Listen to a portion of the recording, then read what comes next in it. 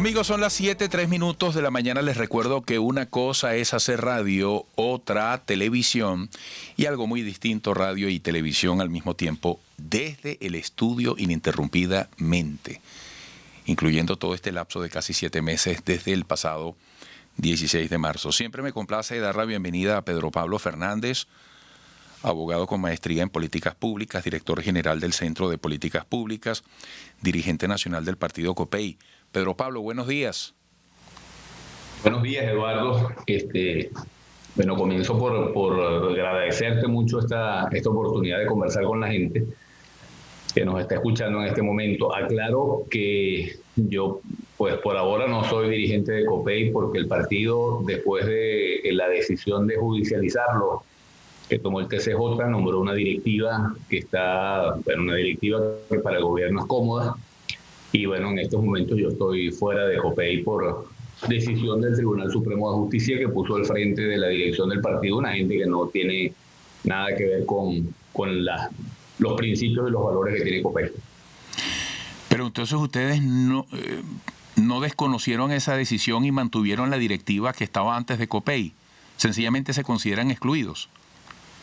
Es que el partido tenía una directiva que además surgió de un evento muy democrático que fue de la Asamblea Nacional Social Cristiana. Vinieron todos los dirigentes de todo el país y eligieron a Mercedes Malavé, que tú la has tenido en tu programa, sí, presidenta del partido, y una directiva.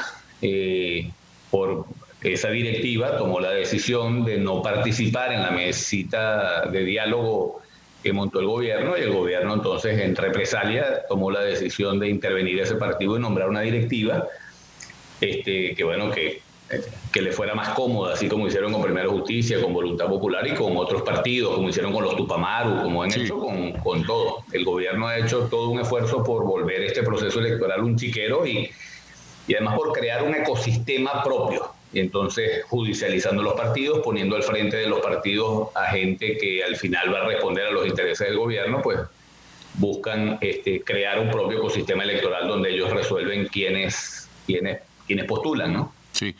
Bueno, Pedro Pablo, para entrar en materia, en razón del tiempo, todo lo que has dicho es muy interesante.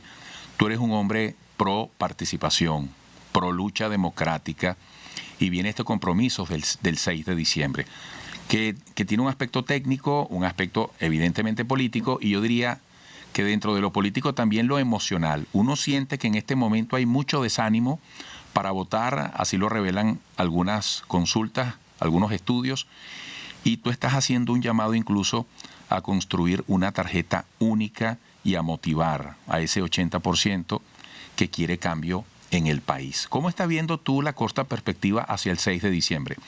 ¿Tú crees que todavía hay oportunidad de remontar, de reactivar ese evidente desánimo que hay en la gente con respecto a la fecha? Sí, mira, la gente está absolutamente desanimada y con buenas razones. La situación del país es una tragedia, es decir, en Venezuela es un estado fallido, no hay gasolina, no hay gas, no hay agua, no hay nada, no hace falta ni decirlo, no hay dinero para comprar comida.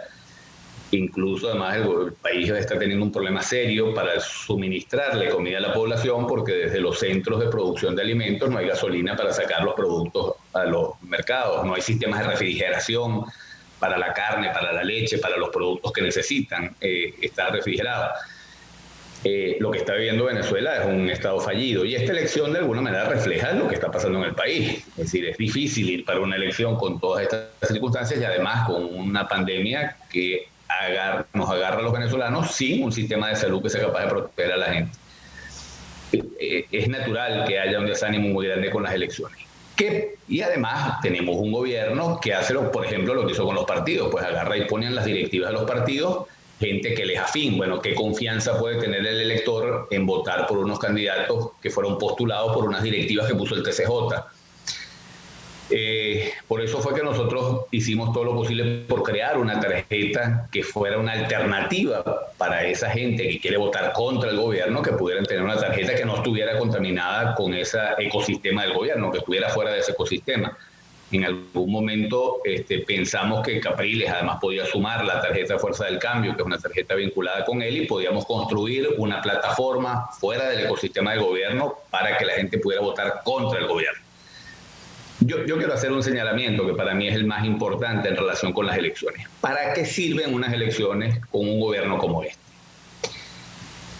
Y de esto lo hemos conversado nosotros antes, y me voy simplemente al ejemplo más cercano que tenemos, que es Bolivia. En Bolivia había una situación exactamente igual que la que hay en Venezuela, un gobierno que controlaba todos los poderes, que controlaba la Fuerza Armada, que controlaba el CNE, un gobierno además parecido a este.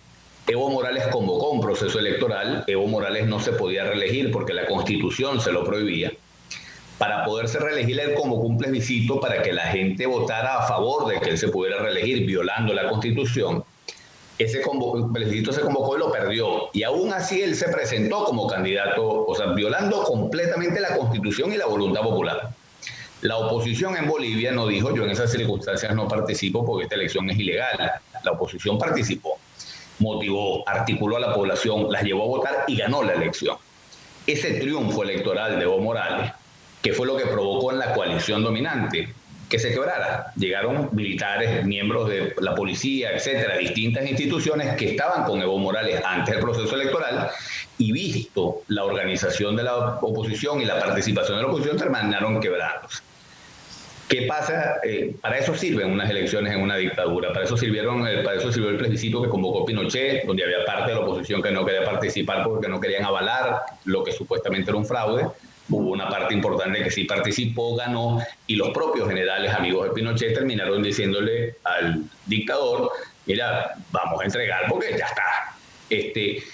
Las elecciones han demostrado en el mundo que son un mecanismo efectivo para quebrar la coalición dominante.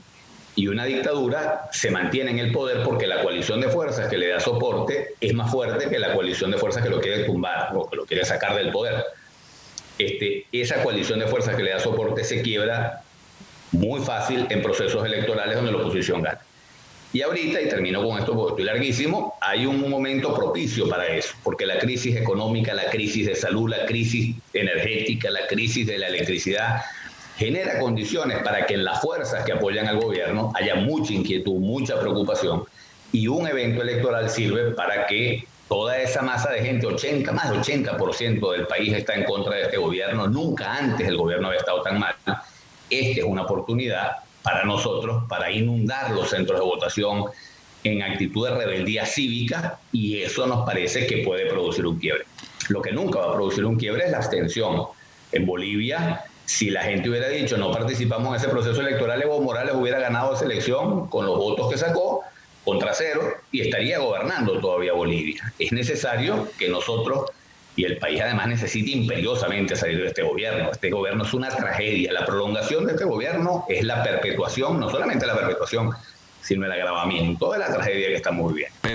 Pedro Pablo, tengo que ir a la pausa. Te dejo este planteamiento para el regreso después de tu interesante análisis, porque tú planteas la rebeldía cívica contra la abstención. Ayer hubo protestas en 5 estados, porque aun cuando el Aizami dijo que de todas iba a haber gasolina, no llegó la gasolina. Es decir, tenemos un problema de credibilidad en asuntos esenciales. La oposición, o una parte de la oposición, le está ofreciendo como alternativa a la gente, mientras le dice no hay condiciones para votar, una consulta popular. Esa es la respuesta. La gente en su sufrimiento realmente está siendo acompañada. ¿Qué piensas tú de la posición de la Unión Europea, de Capriles, en el sentido de que no hay otra salida que postergar las elecciones para que reúnan unas condiciones mínimas confiables? Bien. Son muchas cosas que te planteo, a ver si en la próxima parte las recorres en el análisis. Pedro Pablo Fernández, amigos, vía Zoom, a esta hora y a tiempo con todos ustedes. Regresaremos.